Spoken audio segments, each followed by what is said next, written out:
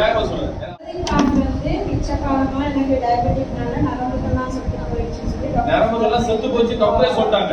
சுகப்படுத்தவே இல்லை. சரியான வேதனை வந்து எனக்கு தூக்கமே போகாது.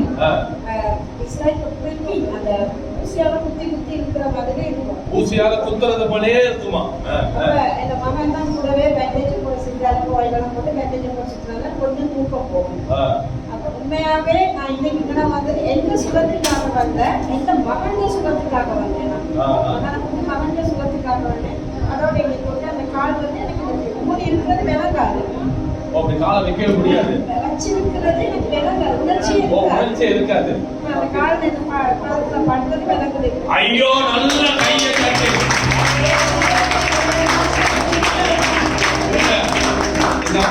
இந்த அம்மா வந்து டாக்டர் சொல்லிட்டாங்கன்னா இந்த